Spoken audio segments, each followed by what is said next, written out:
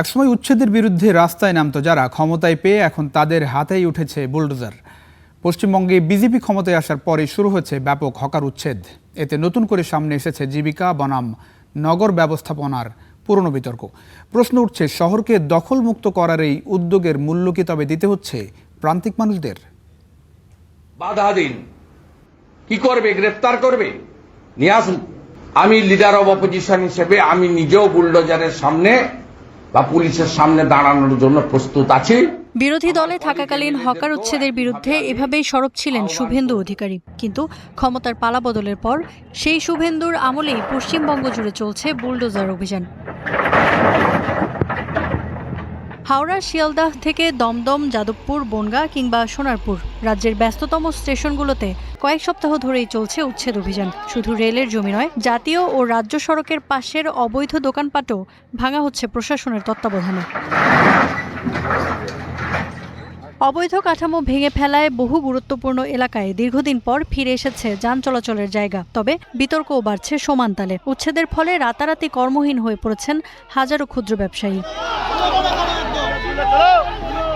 পুনর্বাসনের কোনো নিশ্চয়তা না দিয়েই জীবিকার পথ বন্ধ করে দেওয়ার অভিযোগ উঠছে প্রশাসনের বিরুদ্ধে। পুনর্বাসন ছাড়া উচ্ছেদ করা যাবে না, হাইকোর্টের এমন নির্দেশ হাতে নিয়ে ঘটনাস্থলে হাজির হন বামপন্থী কর্মীরা। আদালতের নির্দেশ দেখানোর পর অভিযান স্থগিত করে পিছু হটতে বাধ্য হয় প্রশাসন। একটা বাংলার বেকার ছেলে কিংবা মেয়ে কাজ পায়নি, কিন্তু হাজার হাজার হকারের মুখের ভাত যেভাবে কেড়ে নিয়েছে তাদের পরিবারের লোকের। আমরা বললাম, ক্যান্সার আক্রান্ত মা, বাড়িতে দুধের শিশু, তারা কি করবে? আমরা যুক্তি দিয়ে দেখিয়েছি, বলেছি যে কেন এই চত্বরে এইভাবে বাদ দেওয়া।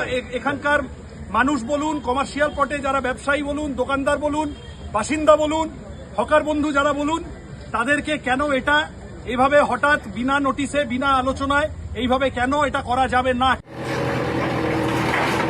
পশ্চিমবঙ্গে হকার সমস্যার ইতিহাস নতুন নয়। 70-এর দশকে কংগ্রেস আমলে যানজট কমাতে উচ্ছেদের উদ্যোগ নেওয়া হয়েছিল। পরে 1996 সালে বামফ্রন্ট সরকারের অপারেশন সানশাইনে কলকাতার বিভিন্ন এলাকা থেকে হাজার হাজার হকার সরানো হয়। তখন উচ্ছেদের পাশাপাশি পুনর্বাসনের ব্যবস্থাও করা হয়েছিল। গেল 1.5 দশকে শিল্পায়নের স্থবিরতা ও কর্মসংস্থানের সংকটের মধ্যে ফুটপাতের ব্যবসায়ী হাজারো মানুষের জীবিকার প্রধান ভরসা হয়ে উঠেছে। তাই শহর দখলমুক্ত করার লড়াই আর মানুষের জীবিকা রক্ষার দাবির মধ্যে কোথায় কিভাবে ভারসাম্য টানা হবে, উঠছে সেই প্রশ্নই। Iffat Ira, star news.